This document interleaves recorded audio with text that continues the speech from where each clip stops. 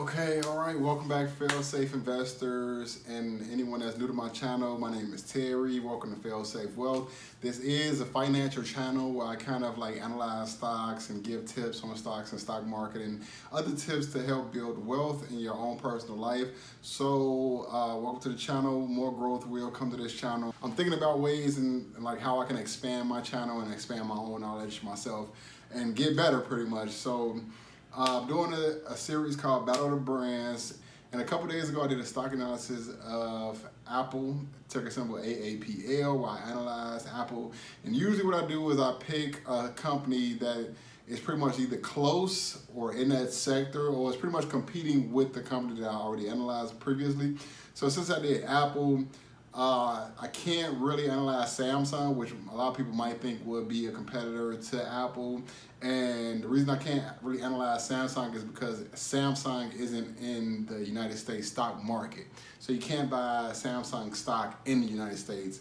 And I was gonna do Microsoft, but Microsoft, not so much. So the best I came to a top competitor for Apple, and in my opinion, would be Google or Alphabet. And I'm going to list some reasons why I believe that Google will be the best competitor for Apple.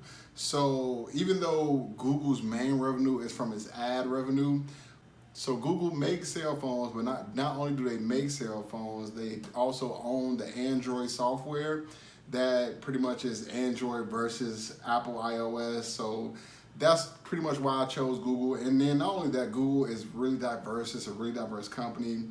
And I'm pretty much going to give you everything that I know about Google, and then we're going to look at the financial statements and look at all the metrics about Google. And if you've seen the video that I made about Apple, if you haven't seen the video, you can click the link in the tab in the corner over there. But if you haven't seen that video already, pretty much I mentioned how Apple would be like the poster child for what you would want a company's like balance sheet and financial statements to look like.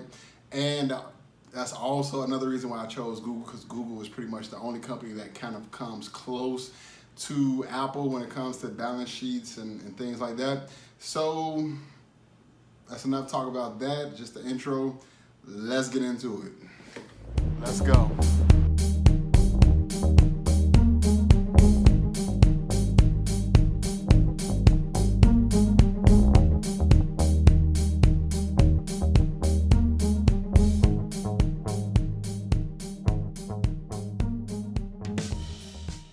For the purpose of this video, I should mention that if you don't already know, the company Alphabet has two stocks in the stock market.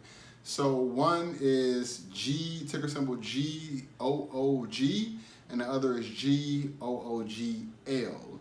And that, for the purpose of that is you have Class A shares and Class C shares. And a lot of companies have like Class A shares, Class B shares, Class C shares, and that's pretty much the only difference between the shares is voting rights. So if you have Class A shares in Google, then you have voting rights. If you have Class C shares, then you don't have voting rights. Now, if you look at these ticker symbols, they're pretty much selling for around the same. Both of them are selling for around like 14.30 or 14.40. So it's not that much of a difference when you look at these companies. For this video, we're gonna keep it simple, and I'm pretty much gonna talk about the Class A shares, which is ticker symbol GOOGL.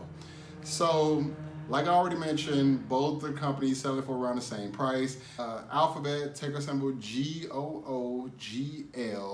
or Google, you can also use Google. It's selling for around like 1,430 or $40 a share right now. Within that range, has a market cap of $969 billion. That is a very large market cap, very, very large. Not too many companies sell for that much. Alphabet has an earnings per share of $49 per share from 2019. That is crazy. It has a PE ratio of about 28. So that's pretty good considering that you're paying about $1,400 for a share. So when you see a price to earnings ratio of about 28, that's kind of that sweet spot between like 25 and 30, depending on what company you're investing in. Now, Alphabet does not pay a dividend, so I would definitely say that this probably would be in that growth category. Like they're trying to expand their growth, like they're trying to grow their company. So I would definitely say if it's selling for a 28 and it's a growth stock, then that's kind of in that sweet spot, especially when you can bring in like $49 in earnings per share. Like that right there is amazing. And the market cap is pretty solid. Now, Alphabet employs about 118,000 employees and has a revenue of about $166 billion. Now, when you look at the 10K, most of their money comes from the ad revenue, but they pretty much dominate the market when it comes to like search engines. And then what companies do is they pay to advertise within Google's search engine. So when it comes to cell phone usage, Google has 90% of the total addressable market, and that is like pretty much the whole. If you own a cell phone, it's a 90% chance that you're going to use Google as your search engine. Google pays Apple $8 billion a year to be the search engine for Apple phones, and if you're on a PC, then they have 65% of the total addressable market for PCs when it comes to search engines. So like they pretty much dominate when it comes to search engines. So pretty much what I'm saying is 9 times out of 10, you're gonna use Google as your search engine, whether it's by default or not. Meaning like whether it's how it just comes on your phone or PC, or if you're like actually just trying to get to Google, it's gonna be your search engine. It's a very, very, very good chance that you'll probably use Google.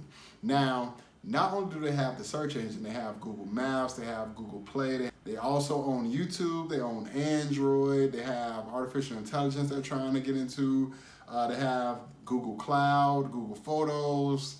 So that's why I said they're very diverse, and that's really good for a company because they're able to do all of this while still making profit. And a lot of their services are technically free to use, but they make money on the back end through selling like revenue. So it's not bad.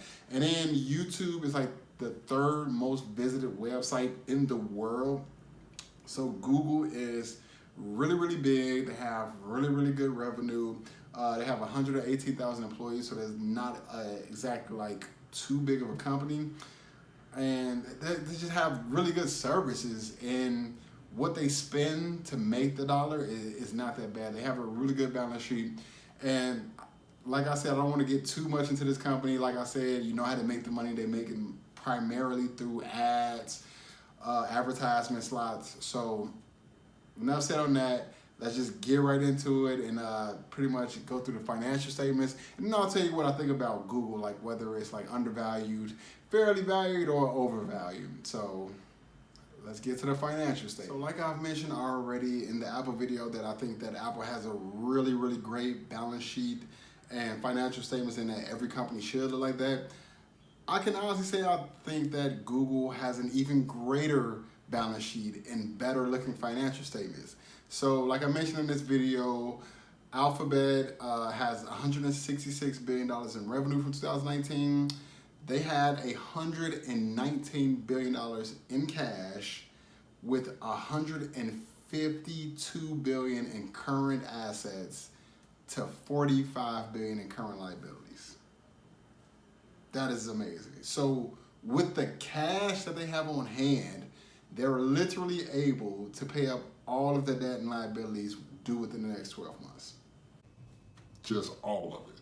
Not only that, when you look at their total assets, meaning like everything, is $275 billion that they can liquidate that company into. And then even if they was to do that and they had to pay off all of their debt liabilities, like their total debt liabilities, it's $74 billion. So like their property, plant, and equipment is like $84 billion alone. So they could literally take just the property, plant, and equipment, sell off all their properties and all that, and pay off all of their debt. They can take the cash they have on hand and literally pay off all of their debt, like all of it. So that's great. And then when you look at their income statement, like I said, they had $166 billion in revenue. They were able to keep $34 billion in net income. Amazing also. And then when you look at their cash flow statement, they had about $23 billion in capital expenditures. So when you subtract $23 billion from $34 billion in net income, you're left with about $11 billion in free cash flow. So this company probably has the best financial statements that I've seen ever. Like, I'm just gonna say that, ever.